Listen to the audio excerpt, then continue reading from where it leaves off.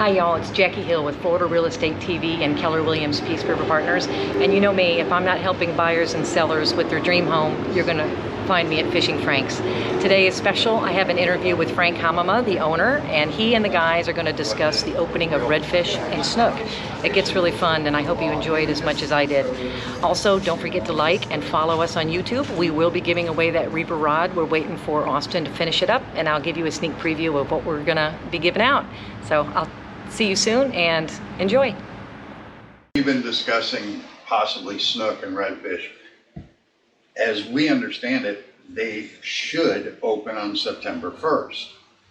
And huge amounts of debate out there. Oh, they should stay catch and release. Oh, we should be able to keep them. We shouldn't be able to keep them. And everybody's got good and bad points about it. But as far as we know, as of September 1st, both snook and redfish, you saw where redfish is definitely open, right? Yep, for sure. And I've read that snook is definitely open. But now, definitely in Florida means, yeah, probably. Oh, she wants you in the picture. You want me in the video? Yeah, See, you're a pirate. We're doing a video, so that's what the camera is. Oh, okay. Yeah. That's why I was standing over there. Steve, for or against? Snook, yes. Redfish, no. Andy? Both open. Both open. Scotty? I think snook would be good to open, but the redfish need to stay closed. John? Which is my opinion. Snook open. I'm on the fence about redfish. I think they should open them both up, but redfish with the slot limit is a good idea. But for over 30 years, FWC has maintained this is how we're going to do it. But the funny part about it is nothing's gotten better, even though they've been doing the exact same thing for over 30 years. Why not try something different? Now, everybody out there is this, where does this go up on? It'll go on your Fishin Frank's page and YouTube. Okay, so everybody out there in the wide world of the internet, think about it, if you're doing something exactly the same for 30 years, and every year you expect a different result. What does that say about the people running FWC? When you try and come up with a new idea, my idea is I take lessons from all the other creatures, whether it's deer, humans, whatever. Out there in your internet land while you're listening to this, and let's say you're 60 years old or 70 years old. Do you spawn better than you did when you were 20? Are you so much better at spawning now than you were when you were in your 20s? I'm laughing so hard. Well, here's the truth of it all. They've got the slot limit, so the most prolific, energetic snook, you're allowed to keep. But if you get old, feeble, senile, I mean, you've got these old snook going around, they're swimming around, running into docks. They're old, they don't know what the hell's going on anymore. But they have more eggs. More eggs. But when creatures get old, those eggs might not be any good anymore. And it's actually a myth that all big snook are female. Most are, but if you have any given area where you have too many females and not enough males, any of those snook can go back to male again. It's like they live in San Francisco.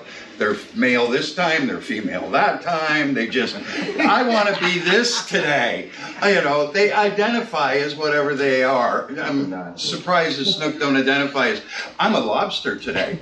So anyway, as you're dealing with all this stuff, let's try just for 2 or 3 years, let's put the slot limit up to say 40 inches and over, or 42 and over. And let's let every prime snook get through the slot. Because there wouldn't be a slot. Why are we killing them in the prime of their life? Look at it this way. I'm in my mid-60s. I have a son in his 30s. He's got kids, he's got 3 kids, he's got a family. I mean, he's an amazing human. If I died tomorrow, yeah, that's a sad thing. All right, but I've had a really interesting life, and I've done a lot of things. So Okay, I died tomorrow. Big deal. But if my son died, he's raising 3 kids. He's got a family to support. He's got his whole life ahead of him yet. That would be a tragedy. That would be bad. Picture somebody going around killing puppies and kittens. There's a special place in hell for a person like that. You know, you'd hang them from the streetlights. But it's okay with fish because small ones don't matter, only big ones matter. Big means old. And I'm telling you, if we only kept the oldest ones, let's move the slot limit on trout. Biggest one you're ever gonna see is about 28 inches. So bring that down and you're not allowed to keep a trout under 26. Let the old ones, let's keep those. Let the young ones live. Same thing with snook. Why are we doing that? And snook is one of the only fish that actually live in Charlotte Harbor where we're filming this. Redfish don't live here. They come in and spawn. If we don't have any red tide in October or November, then the redfish, there's millions of them. When we get those very light, mild red tides in October, November, when all these eggs are hatching into the water and the fry are coming out, takes the lightest red tide, one that would never kill a 12-inch fish, but if you're 2 or 3 inches long or a 1/16 of an inch long, you're going to die. We see many times out there where the lack of oxygen, red tides kill these fish. That's been the problem with redfish, and it's not the red tide you see on Facebook. Those are irrelevant. Say 100,000 pounds of fish die on a big red tide. Commercial boat goes out, brings back 5,000 to 10,000 pounds of fish every week or two. So if they bring back 10,000 pounds of fish every other week, let's say, 10 trips like that, less than a year, 100,000 pounds of fish have died. Oh, wait a minute. Nobody cares about that because they can go to the restaurant or grocery store and buy their fish, so they don't care about that. But, oh, I see pictures of dead fish on the internet and all of a sudden I'm really upset. I remember during that last big red tide when they closed the snook and redfish, these mental midgets out there going, I counted 50,000 dead snook.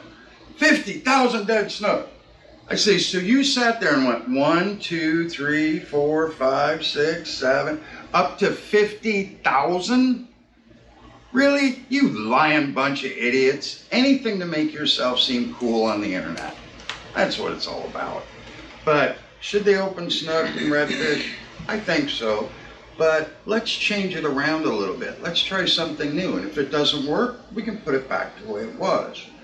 My only thing is I just see too much of the same old, oh, this is why we're doing this and this is why we're doing that. But all I can see is nothing changing or even things getting a little worse. Let's try something new. Let's actually think about it a while. It's, how many guys here dream of going to Ding Darling to go fishing? Done it. Been there. Yeah, but is that somewhere you just, oh, I gotta go to Ding Darling, go Not fishing? anymore. No, Got it. not anymore. Not I mean, anymore. I think we've all been there, excluding you. It's dead. Been there. Do you know what Ding Darling is? No. Okay, this is, I hear every year how people are gonna make slow, actually no motor zones in Charlotte Harbor, because this is the way to go. Because they did them 30 years ago in the Keys and Tampa and it worked. Well, they did the same thing in Charlotte Harbor, you mental midgets. They literally have a no motor zone. And all summer long, it's the biggest dead zone in the harbor. The algae blooms up, all the oxygen's gone out of the water, everything in that area dies. It's a catastrophic nightmare. If they would simply allow power boats to go through their idle speed or slow speed, thatch all the algae and grass out of there, let the tide float it out. It works in the Keys because they have massive sheet flows of water. It works in Tampa because they have massive sheet flows of water. We don't have that. We only exchange 2 feet a day. One size does not fit all when it comes to the environment. Each area is its own special project. Charlotte Harbor is one of those. And okay, if you want to talk about are the laws good or bad, on the west coast or east coast of Florida, over on the other side, they have larger slot limits. You're allowed to keep more fish. They're available for more months out of the year. but they've never achieved the 40% of fish going through the slot limit. But still, everything they get over there, they get longer seasons, bigger slot limits, more fish. But on the west coast of Florida, we've never not gone below the 40%. And that 40% I'm talking about is how many fish, if there's 100 fish that are below the slot limit and go through the slot limit, over 40 of those fish live to go through that. And that's what FWC says is ideal. We've never been as low as 40. We've always been more than that. But we have shorter seasons, smaller slot limits, and less catch. So you're telling me that somebody knows how to make the laws? I don't think so. Anyway, I'm a little perplexed and wondering, should they, shouldn't they? Everybody's got a good point. But for me, I'm not looking at what is. I kind of like to see what possibly could be. And hopefully we all have some fun and catch some fish. And I don't have any problem with them opening the seasons. Have fun, everybody. Thank you, Frank.